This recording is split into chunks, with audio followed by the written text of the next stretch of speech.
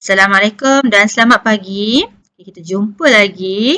Cikgu akan cuba habiskan tajuk penggunaan alat pengukuran ni. Okey, kali ini kita akan bercerita pula tentang ralat. Okey, apa yang dimaksudkan dengan ralat? Ralat ini dia merupakan ketidakpastian yang disebabkan oleh alat pengukuran itu sendiri ataupun pemerhatian atau faktor sekeliling. Senang cerita disebabkan oleh kita sendirilah semasa kita melakukan pengukuran tu kita telah melakukan kesilapan. Okey, apa yang cikgu masukkan? Okey, cikgu akan terangkan lebih detail.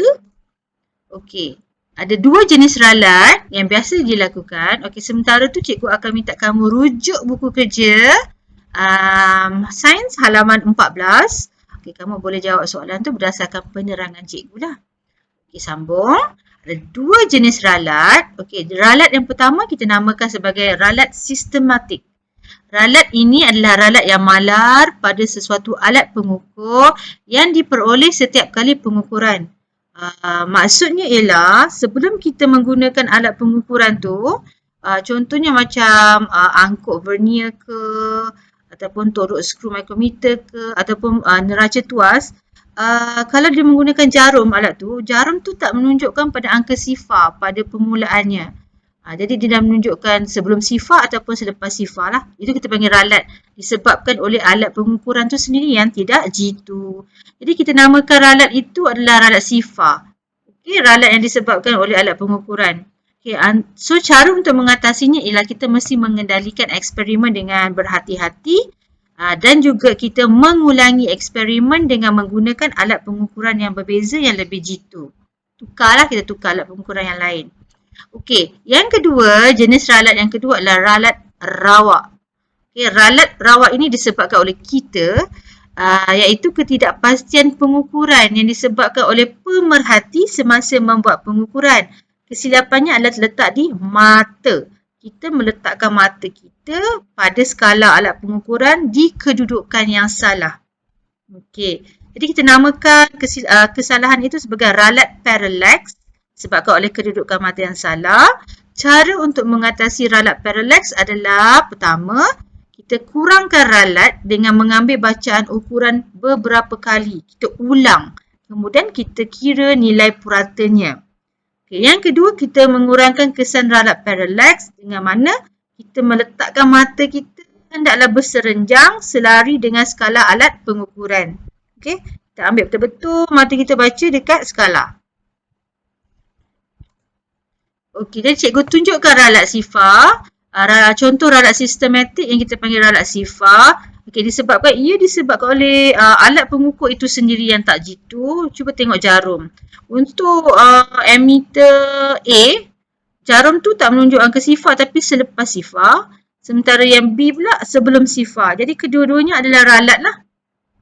Okey, sepatutnya jarum itu tunjuk pada angka sifar. Okey, ralat rawak pula dipanggil, contohnya adalah ralat parallax. Maksudnya kita letakkan kedudukan mata kita pada tempat yang salah. Contoh kalau kita ukur pensel, mata kita sepatutnya berada di mana ya? Mata kita sepatutnya berada di sini. Okey, di B. Okey, kalau mata kita di A ataupun di C, maksudnya pada ketika itu kita melakukan ralat parallax. Jadi bacaan itu tidak boleh dicatatkan. Okey. Okey, ini juga ralat parallax bila kita mengukur isi padu cecair menggunakan silinder penyukat. Okey, dia ada dua jenis cecair. Semua cecair bila diletakkan dalam silinder penyukat, dia akan ada aras air dia, kita panggil dia sebagai meniscus. Dia berbentuk U. Okay, kalau awak tengok dia bentuk U kat sini, melengkung macam ni. Okey, ada satu bahan kita panggil dia sebagai mercury, iaitu cecair yang berada dalam termometer tu. Kalau kita letakkan dalam termometer ataupun dalam silinder penyukat, dia punya aras ataupun meniscus tu berbentuk seperti N macam ni.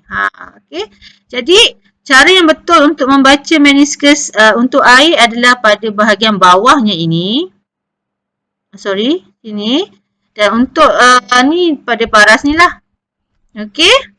Jadi Untuk ini yang betulnya adalah pada B. Kalau kamu baca mata kamu pada A dan C bermaksud pada ketika itu kamu telah melakukan kesalahan. Okey. Baik. Kesalahan apa? Ralat parallax lah. Okey. Okey, ini aktiviti untuk hari ni. Kita buat sama-sama lah. Simple je kat sini. Tips dia bila kita menggunakan alat pengukuran seperti pembaris, tips pertama elakkan ralat parallax. Okey, mata kita pada kedudukan yang betul. Dan yang kedua, kita mesti ulang proses pengukuran at least 2 ataupun 3 kali. Biasanya kalau dalam makmal, cikgu minta awak ulang 3 kali. Okey, soalan dia, ukur panjang coklat ni. Okey, besar kan pembaris cikgu jelas Okey, kita akan ambil 3 bacaan.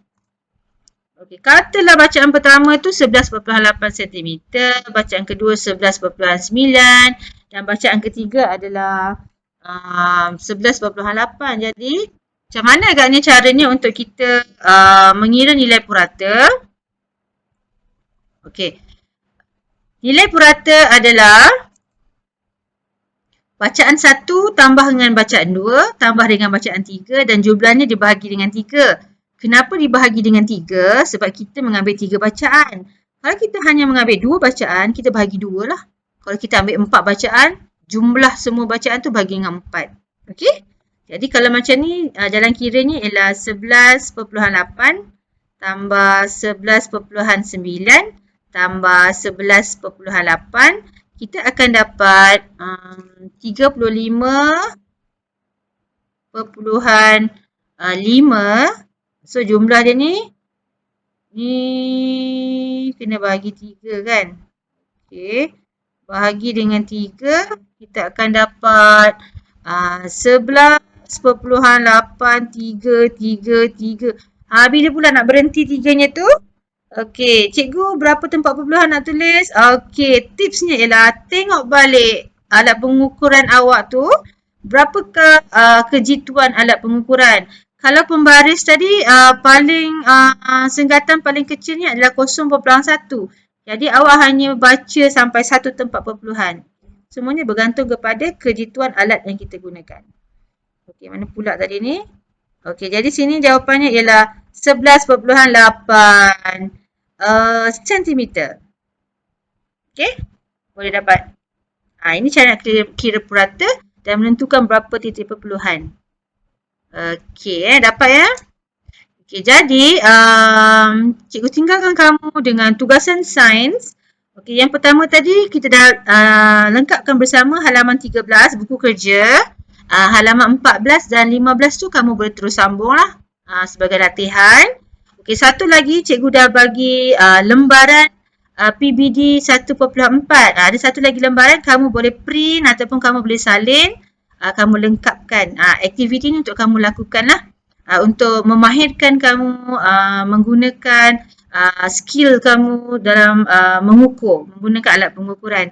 So, untuk borang kehadiran, buktinya adalah borang PBD, lembaran PBD 1.4 yang dah lengkap. Okey, yang kamu dah catat datanya dan jawab soalan. Itu saja untuk bukti. Okey? Okey, selamat mencuba, selamat belajar. Kita jumpa lagi. Assalamualaikum.